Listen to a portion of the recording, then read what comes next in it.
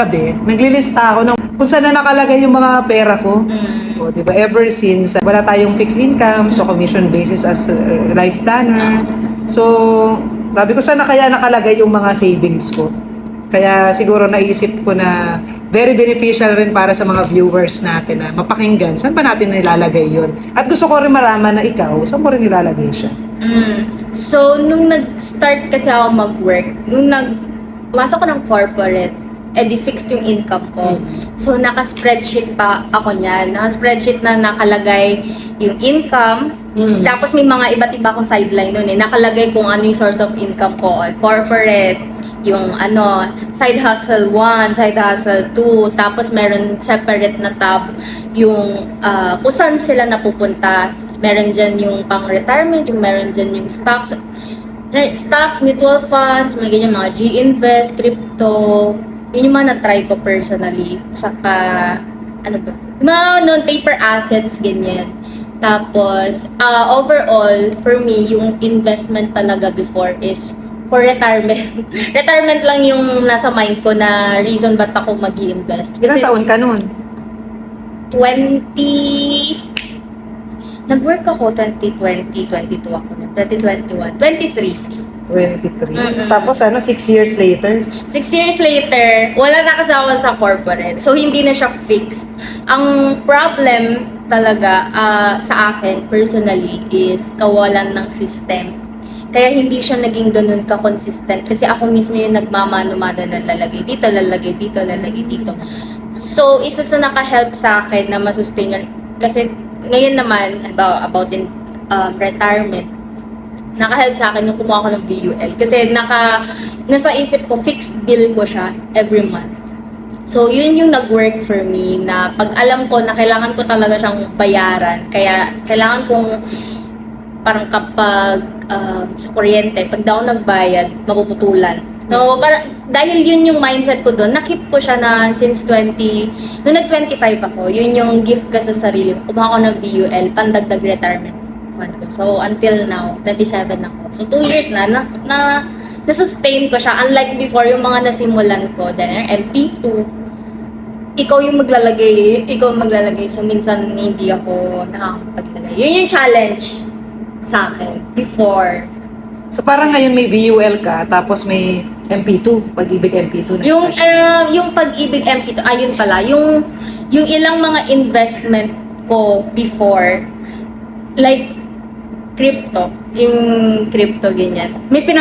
Meron na ako na panggamitan na nag-crypto sa 2021, tapos noong 2024, nagkaroon ako ng opportunity pumunta sa ibang bansa to train sa isang digital marketing training. Kailangan ko agad, na-invite lang ako within few days before lumipad. Kailangan ko agad ng extra money that time. Wala pa akong ganun travel fund or anything. Pero alam ko, meron akong money nilagay sa crypto. Pag-check ko, ay, dumoble! Wow. So, yun na yung katas sa aking crypto. Yan, nakapunta ako ng Malaysia. Wala na akong crypto, pero at least may ROI ako dun. May testimonial. Ganda, no? Ako rin kasi nag-try lang din ako na mag-crypto. Noong umpisa ayoko rin i-try kasi nga very risky. Tapos parang syempre, hindi ka rin nag-i-invest or nag-save sa mga investment instruments or vehicles na hindi ka naniniwala. So ayoko rin maglagay before. Pero nung sinubukan ko, sabi kasi ilagay mo lang. Wag mo tingnan kung up and down. Tapos may mga time na tiningnan ko, yung total ng 7,000, naging 10,000. Na-excite ako noon, all of a sudden, naisipan ko, i-withdrawin ko. Para at least gain ko na yun. So yung 7,000 ko, naging 10,000. But hindi naman laging ganun, no? May mga time, konti lang ang increase. May mga time talagang down siya. Pero ako naman, yung sa crypto ko, play money ko lang siya. Extra money ka na na pwedeng kumita, pwedeng hindi. Pero masubukan lang yung mga different instruments. Depende sa sa gusto mo. Pero mas maganda pa rin talaga na may goal ka kung bakit ka nag-i-invest sa crypto. Yun yung akin naman. Kaya siguro withdraw ko siya. Kasi wala akong specific goal. Kaya hindi ako nag-stay longer na saka yung withdrawin siya. Pero ngayon, meron pa rin ako. Yung nilagay nyo po doon is hindi yung retirement fund nyo. Hindi siya yung crucial na fund. Yes. Extra lang talaga for you to be able to try it. Kasi syempre may mga narinig ka about sa mga ganyan-ganyan. So ikaw, sige, patry lang din. Oo, Pero tinry hindi, ko lang. kaya yung money na yung 7,000 na initial na nilagay nyo, hindi naman talaga siya na may purpose or ano. Pero, okay lang sa'yo if ever na mawala yun. That time, di ba po? Oo. Or play money lang din. Pero na dahil nag-gain, kuha agad. At Oo. least wala na makakuha nung 10K. Kaya nga. So doon ko masabi na na hindi mo malalaman unless subukan mo. So nung umpisa hindi ako naniniwala doon, pero nung nag-create lang ako ng system na every month maglagay akong 500, 1,000 doon, every 15. So kung 15, 30 ang sweldo mo, maglagay ka doon. Tapos pwede mong gawin siguro ang next level ko na maglagay ako na ang goal ko sana na pangbili ko ng Christmas gifts, example. So parang kung high and low, siguro pag low, edi withdrawing ko lang yung kung ano yung wag lahat, pambili talaga nung Christmas gifts para may purpose. And then may kalahati pa na may opportunity na mag-earn. Yun. So kasi nga bangat naman na mag-save ka lang doon tapos wala lang purpose. Diba? So para siguro ma-motivate ako to grow even more kapag merong i-reach na goal. Kung bakit ka magtatabi. Kwento nyo kanina po may go time ka tapos iba-iba yung savings doon. Yeah. Oo. Iba-ibang goal.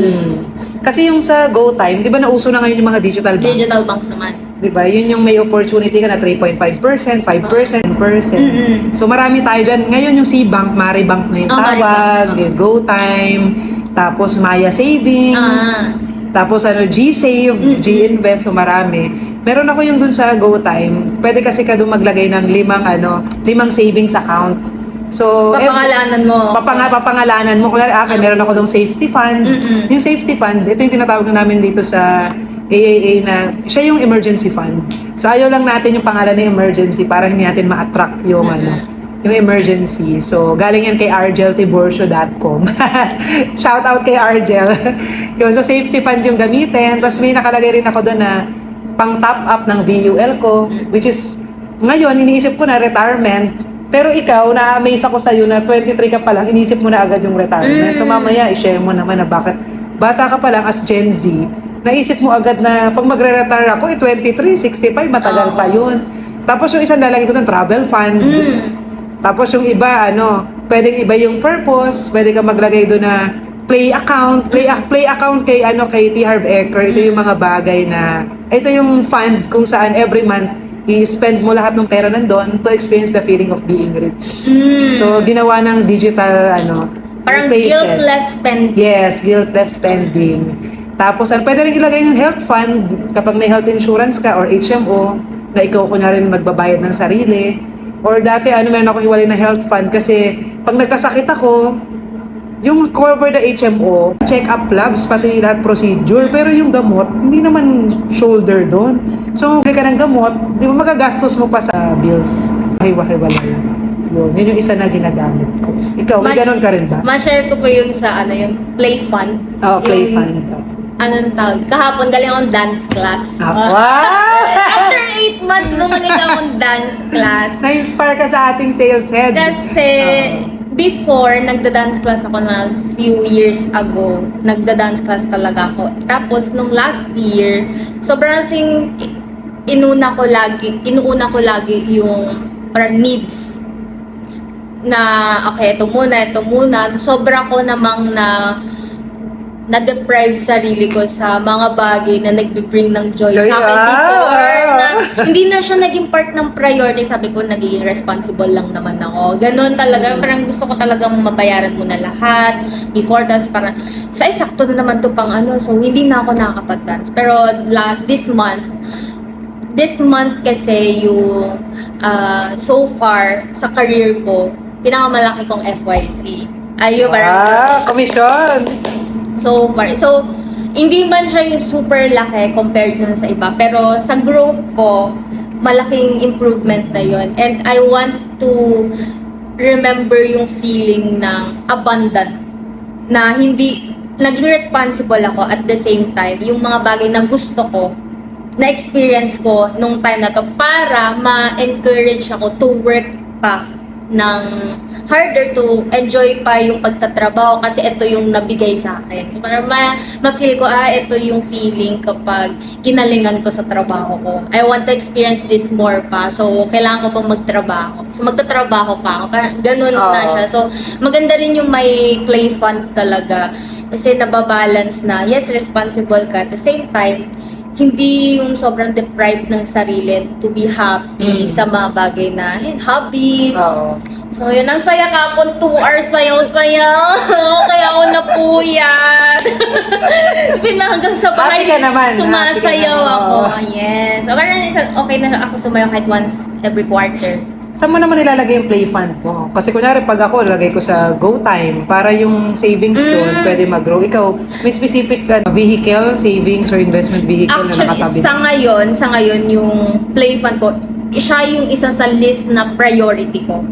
So, ngayong nakita ko may extra ako, hindi na ako nagdalawang isip. Noon ako nag-dance class. Kasi kung hindi, isipin ko na naman na kailangan mapunta siya sa bill, mapunta siya sa... Ngayon, binabalance ko na, yes, I have to be responsible. And at the same time, I have to also enjoy. Para, di ba, para masaya yung maging growth. May percentage ba yan? Yung play fund? Play account na yan? Sa tingin ko, yun, okay na yung 10%. 10% or even kung medyo lalo, ayun, malaki yung kinita mo. Safe.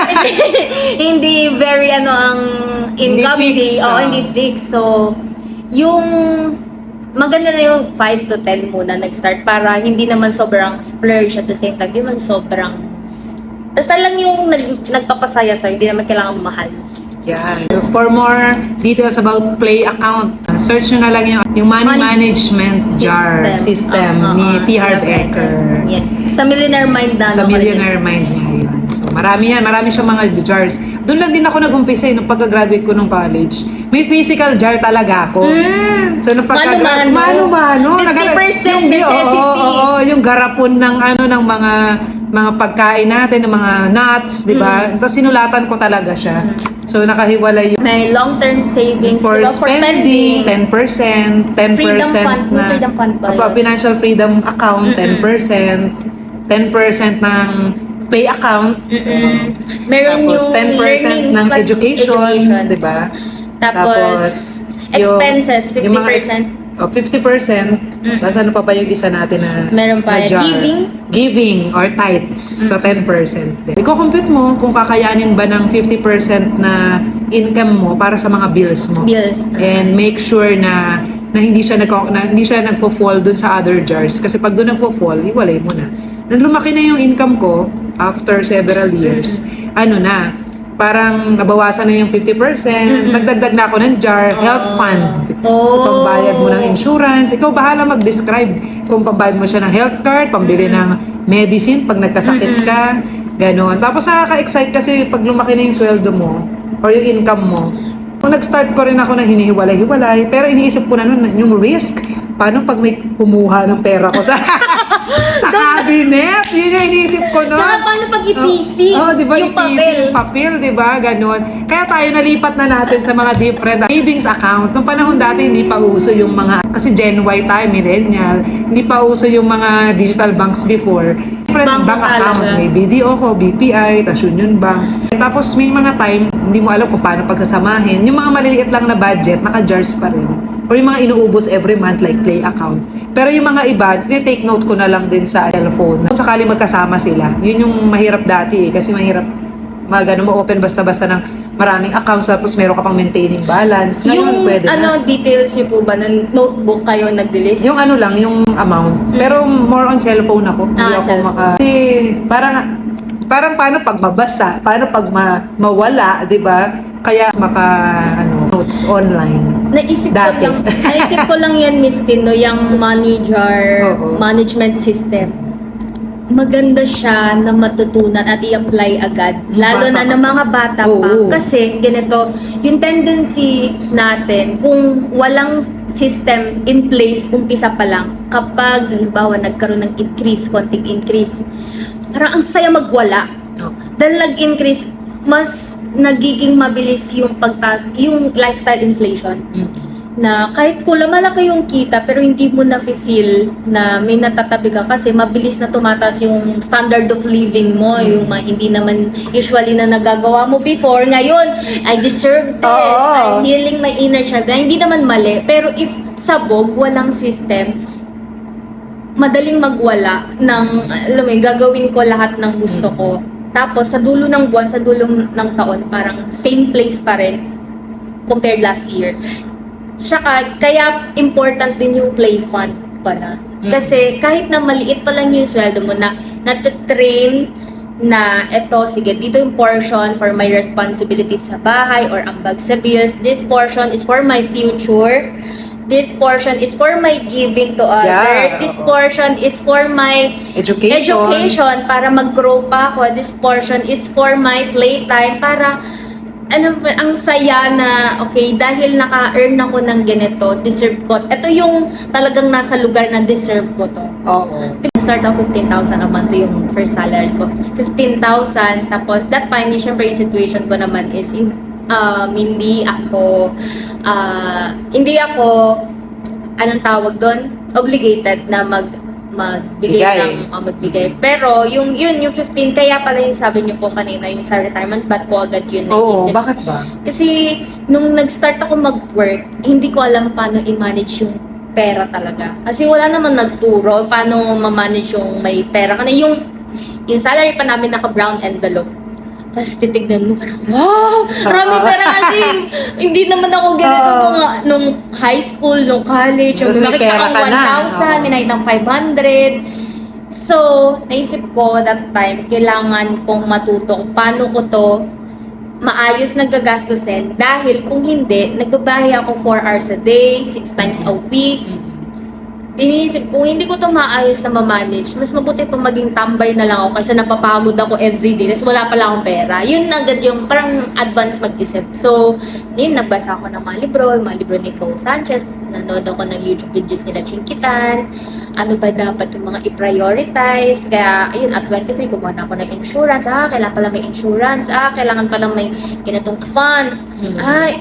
Kailangan pala yung retirement fund kahit matagal-tagal kasi nakikita ko rin na reality siya ng maraming Filipino na darating yung retirement age, hindi na capable to work pero they still have to work kasi walang mag-finance ng everyday needs nila. So sabi ko, important pala yun. So yung as early as 23, yun na agad yung isip ko, kailangan may portion ng pera ko pang retirement. Yan, nagtatights din ako, ganyan. So, yan. Yung maganda talaga, bata pa lang, tapos maliit pa yung sahod, may system na para kahit lumalaki yung yung capability na mag-earn, in place pa rin lahat, di ba? Yung dating 10% ko na rin ng yung sinasahod ay 500, lumaki na yung income mo, ngayon 700, pero guiltless mo pa rin siya magagastos kasi nasa lugar. Tapos yung ibang responsibilities covered na rin. Tapos yung lumaki yung income nyo, Miss Tim, yung mas malaki expenses, na yung expenses same naman halos, pero lumaki din yung iba pang fund na gusto mo. Oo. Iaalat mo for that. Dati, syempre, di ba, pag babae, nung college ako, ang mga luho ko ay bag, sapatos, damit. Yan. So, kung 15,000 yung example ng income, 10% on 1,500. Diba? Oh, laki na nun. Diba? Pero pag tumatagal ka, pag kumikita na, lumalaki rin yung mga gusto mo. Diba? Yung play account, 10%, yun yung gagastusin mo na for the whole month. Kung bumili ako ng bag, kung bumili ako ng damit, pag fresh graduate ka, marami kang mga gustong bilhin na hindi mo nakukuha dati. Diba? Tapos gusto mo kumain sa gantong restaurant. So, parang motivation ko na dapat kumita ako ng malaki para malaki yung i-divide ko dyan. Parang nakakatuwa na kapag mas maaga mo siyang masubukan, maaga ka rin nagkamali, mas yung mga losses in terms of money, mas maliit compared kapag malaki na marami ng responsibilities, ganyan, mas maliit na yung room for error. Pag bata, sige, may time ka pa to learn and mag-compound yung yun din yung habits, nagko-compound yung positive man or negative. So kung positive habits yung binibuild, magko-compound yung results na in favor sa'yo. Kung hindi rin magandang habits, In the future, pwede ngayon hindi napapansin. Pero in the future, yun talaga. Pagsama-sama. Oo, lalaki na lalaki. Dahil dyan sa mga sharing mo, di ba syempre nag-aalat ka ng different purpose na money doon sa mga accounts na yon. So saan mo ba siya nilalagay? Di ba sabi mo, nag-VUL ka, nag-23 ka, tapos Yan, sabi may mo MP2, may MP2 ka, ganyan. tapos Wala nag-try nang ka rin crypto. mag-crypto. Ngayon wala ka ng crypto. Bank Oh, yung mga savings. Maya, ganyan. Maya savings ba yan? Opo. Tapos yun yung may mga savings parang Naka-separate. tapos saan pa ba Saan ka pa yung ba naglalagay na mga investment instruments? yung digital bank, tap yung Call Financial. Ako wala akong ganyan. Yun yung broker ng pagbibili ng mutual funds and Oo. stocks sa Philippines. Tapos meron din akong share nung nag-work ako sa Accenture. Tapos ano sila, 'di ba na sa anong tawag ni SPF? Basta yung sa stocks sa US. Meron akong share ng Accenture.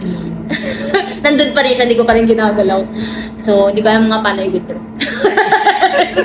Mga ganon. Basta, yung mga usual lang din na Gcash, meron ka. G-Save, Meron ka yung mga G-Save. G-Funds.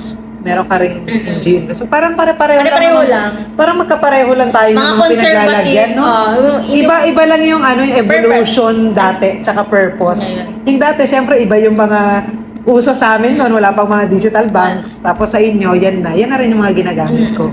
Bank accounts, VUL, para sa retirement ko. Tapos sa mga future big goals. Maya Savings, ang ginagawa ko sa Maya Savings ko, kasi gumagamit tayo ng credit card na, no? Pero nag-grab ako, may binili ako ngayon. Tapos yung aking statement date ay, kunyari, March 1 pa. Tapos babayaran mo pa yun after several days. Yes. So every time na ginastos ko siya, itatabi ko na siya sa Maya Savings para may opportunity May kumita, may interest. Depende kung 3.5 ka, 5, 10% yun. Tapos kapag yung the due, dun ko binabayad. Yung naman yung opportunity na kumita yung money. Yun yung Kahit gamit konti lang, ng Maya Savings ko. Tapos crypto, yun nga, wala pa akong goal. Yun yung kailangan kong i-improve. Pero every month naglalagay ako. Go time! Ano po yung coins na mga Bitcoin? Ayun. Pili-pili lang ako doon. Siyempre, pinili ko si Bitcoin, Ethereum, tsaka Solana. Yun. Kasi sa aking intuition, yun yung pili-pili. Same, Yun na doon ka same. matututo na para, ay maganda pala yung Bitcoin kaysa sa dalawang to. Yan. So doon natin ma-experience. Tapos yung sa G-Invest naman, wala akong G-Save G-Invest naman yung akin. Yung BPI ALFM ba yun? Yung Yung mga bago may silang dividends. So, yung may dividends na binibigay. Naglalagay ako doon. Tsaka sa Atramnology Fund. Feeder fund. Na minimum 1,000. Yun. So, every month. Yun. Parang yun na lang yung madalas ko na pinaglalagyan. Yun. Tapos may mga times sa Maribank. Dati yung Maribank, ako nagka-cash in. Para ngayon kasi meron ng cash in fee pang BPI. Okay. Tapos tsaka ako tinatransfer sa iba-ibang mga funds. Kasi nga, inihiwa-hiwalay ko depende sa purpose. Ngayon, ang ginagawa ko, gumagamit ako ng BPI Vibe app. Okay. Yes, Tapos, para free. Tapos, doon ako magka-cash in sa BPI. Tapos, yun yung panlalagay ko sa iba-iba kong funds para hiwa-hiwalay. Yun. Tapos, yung top up ko sa BUL, hindi siya monthly.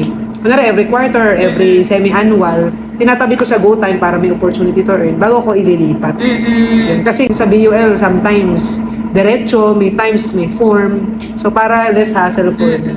Yun. Tapos yung mga iba, yung mga kung saan mapasok mga commissions ko sa mga regular bank account na very accessible for you. Yun. Tapos ito pala, meron akong ginagamit na app na para sa mga bills. Okay. Timely bills. Free lang. Pwede ka magbayad pero hindi naman kailangan. So nandun yung syempre meron tayong payables na credit card, may bayad tayong insurance, meron akong babayaran tomorrow na bills sa Smart, ganyan. So, nakalista na doon, pwede mong i-recurring, ganyan. Yun yung ginagamit ko. Lalo pag fixed naman. Oo, yes. Tapos maliban doon, may notification yun. Gumagamit rin ako ng Google Calendar na task. Yan, di ba minsan, yung task, nakalagay doon yung mga things to do ko. Hindi lang basta mag-print ka ng ganito, tumawag ka ng ganyang client. Is pati yung pay, smart, bill.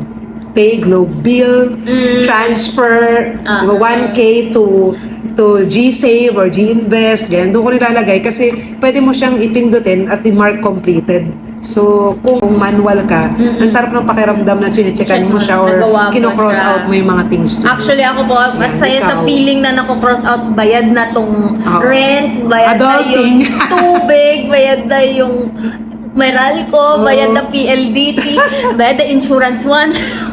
Masaya sa feeling Diba? na kaya, Oo. sabi ko nung nabayaran ko na lahat, sasayaw na ako. Sa amin tatlo magkakapatid, ako yung pinakamagastos. Oh, talaga? Oo, parang Kasi only girl. Oo, iniisip ko dati, pag Christmas, nakakabili sila ng mahal na sapatos, libo. Ako, hindi ako makabili ng ganun kasi ako, gastos ako ng gastos agad. Parang maganda siguro na decide ka sa sarili mo na ngayon, sisimulan ko na siya. Okay. Na mag-aalat na ako ng 1,000 pesos, itatabi ko, lalagay ko sa GoTime. O kaya sa Maya Savings muna, hindi ko gagalawin. Do it consistently, automate mo yung mga things to do mo. Pwedeng ilagay mo sa calendar para yung, kunwari akin sa Google Task, every month na yun, ilalagay ko na doon. Allow yourself to make mistakes.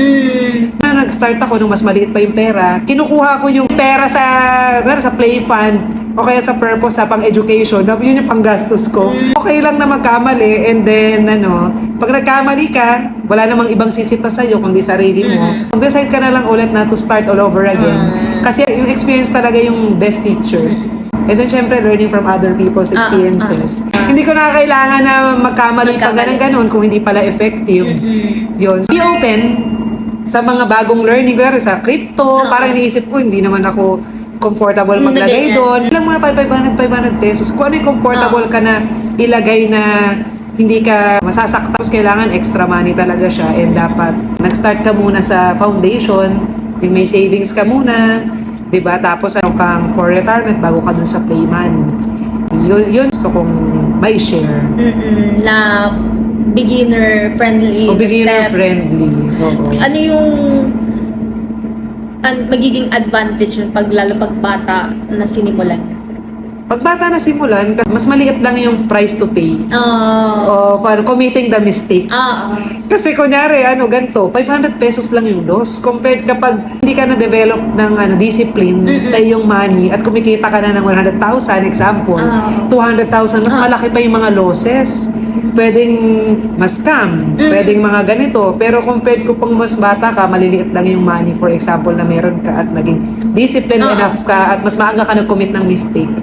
By that time na mabigyan ka na ng mas maraming blessings, mas kaya mo nang i-handle ito. Di ba, pangarap mong kumita ng malaki, pero kung hindi mo siya ma-handle, dahil mahirap siya. Mas painful kapag nakapag-commit ka ng mistakes at wala yung mga savings na yun. Sabi nga, ano yung pinakamadaling solusyonan kesa sa other areas of our life. Na health, relationship, ganyan. Kaya kamali, start lang ulit na I will never do that again. Next time, ito na lang yung gagawin ko. I will be better. Ganun naman sa life. Yun. Noon, naubos ko yung education pang play, ngayon kalahati na lang. Oo, di ba? Hanggang Tapos, next time, magiging story to tell na lang siya. Na parang, buti na lang, allow myself to commit mistakes. Kesa kung ngayon pala, hindi ko malalaman na gusto ko pala yung ganitong investment vehicle. Or ayoko pala nung ganito. Kunwari COL, wala talaga akong COL. Kahit na mula nung 13 years na ako dun sa AIA, sinishare rin naman yung mga COL. Hindi ako nag-open dun. Parang gusto ko yung mga pool of funds, like mutual funds. Mutual funds. Di ba? O kaya UITF ng mga banks na hindi na ako yung actively nag-trade. Kailangan din ng ganun. Kasi kailangan ng time. Aralin mo, Ayan, di ba? aralin, oo. Ano yung, saan ka talaga maging kasi business yung pinipili mo para kaya kailangan align sa values mo, yung business na i-invest mo. Yan. Yun naman yung akin. Ikaw naman, ano yung mga tips mo sa mga Gen Z? Gen Z, okay. Una, yun nga po, yung sa about yung money, hindi man siya yung the most important, pero naa-affect niya ang karamihan, kung hindi man lahat ng aspects ng life natin. Diba? Kung saan ka nakatira, ganyan, ano yung possible lang na options for you. Diba? Depende yun kung may money ka or hindi. So, hindi lang din siya about earning more and more and more.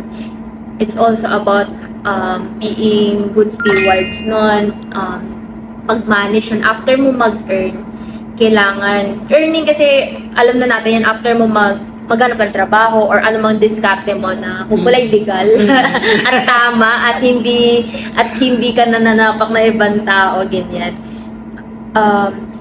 Yung pag-earn, alam na natin kailangan natin mag-earn. Ngayon naman, kailangan din natin malaman kung paano ba mag-manage din.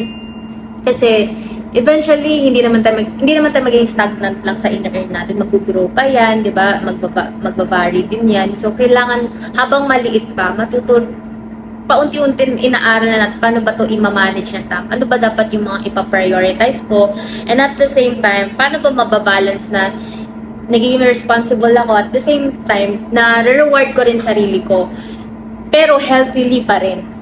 Kasi ngayon, di ba, mahirap yung puro reward na ay yung mga important aspects hindi pala nabigyan ng tamang proportion. Di ba? Whereas yung feeling ko as an adult, entry level ng challenge at challenge for us to be responsible is how to handle our own money na pinaghirapan natin. Eh, yun. So, kailangan matutong mag-manage, kailangan maging open tayo to learn. Yung mga hindi natin pinapakinggan before, kailangan yun, mas maging open tayo na matuto sa libro, podcast, na dyan naman na lahat ng resources na available also sa mga ate kuya na ito yung mga kung saan sila nag-invest, saan sila nag-insure. Tanungin din natin sila, bakit po kayo nag-invest? Bakit po kayo nag-insure? Bakit kayo nag-prepare for retirement? 30 pa lang kayo, di ba? Retirement, 60 pa. Bakit? Tanungin kung wala man tayong interest magbasa agad, tanungin natin yung mga gumagawa, bakit nila yun ginagawa.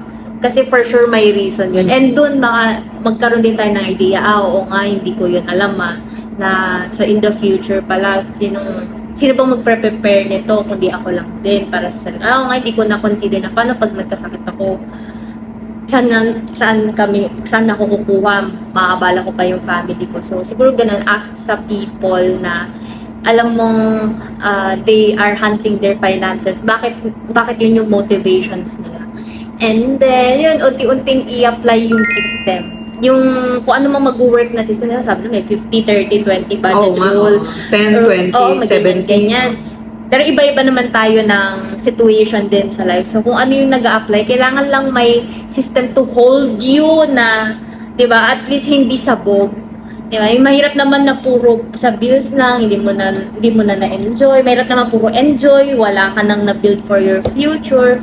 So, paunti-unti lang, learn from other people, be open to learn. Yun na siguro yung umpisa. Kasi pag namulat ka na, yan pala yung importante, mapupush ka to do the right next step.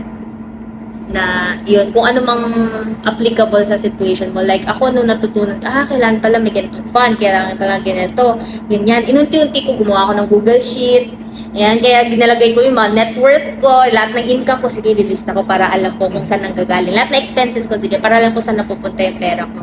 Ito yung mga pinag-iipunan ko. Ayan, naka-document lahat.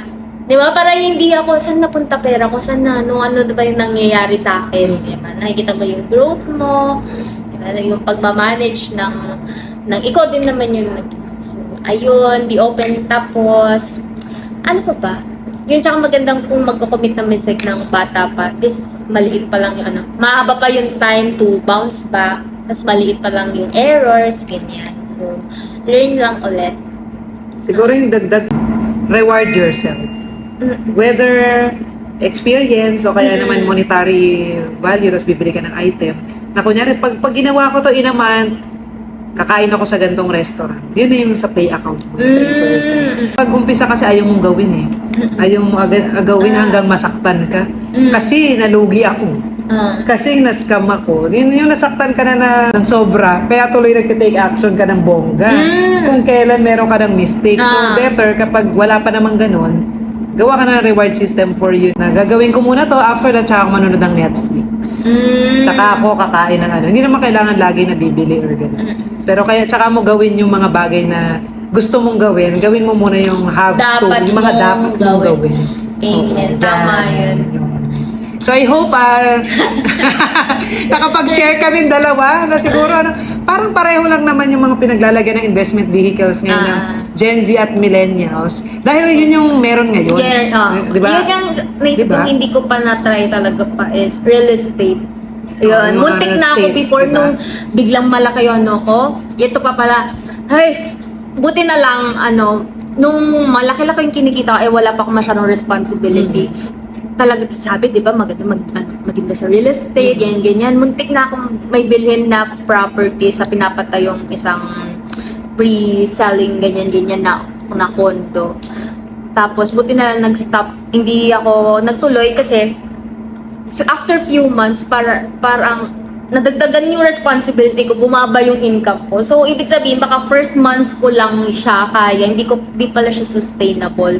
So, pag mga ganon, kapag mga malalaking purchases na talaga, kailangan mas extra, alam mo na mag-build ka muna ng enough talaga na cash reserve for that. Hindi yung dahil, capable ako ngayon. Tapos, go na agad. Di naman kung anong situation mo ngayon, guaranteed yan after 2 months or 3 months. So, baka masunog ka lang. So, do diligence talaga and build mo na ng strong na foundation sa cash, ganyan, bago yung mga mabibigat na. Kasi hindi lang magkano yun, malaki yun for me. No, 20,000 a month. Malaki yun. 24. Kasi ilang taon ka nun eh. 24, kahit nasabi, kaya ko nung buwan na yon, tsaka siguro yung sumunod na buwan. Pero yung mga sumunod na, sabi ko, puta na lang, hindi ko Diba? agad pinasukan. Diba? Muntik na kasi minsan kapag may natutunan, gusto mo apply din agad. So, kailangan din na pahinahunin mo na yung sarili na, okay, anong tawag dyan? Buti na I-assess mo lang, muna, i-assess mo muna, kaya mo ba talaga? Kasi baka kaya mo ngayon, next month kaya ba? Ganyan. So, Kaya talagang, kung ano talaga yung goal natin, pwede nating trabahuhin, mag-increase ka ng income. Mag-increase Kaya ng nung income. last time, ang dami mong sources of income. Kasi, kasi talagang parang motivated ka to reach yung mga goals alangan mo nila as early as possible. may 3 akong pamilyang binubuhay sa rami kong ginagawa before. Gigil ka lang kasi siguro pag alam mong may goal ka, gigil ka na maraming gawin. Ayan. So, see you again next episode!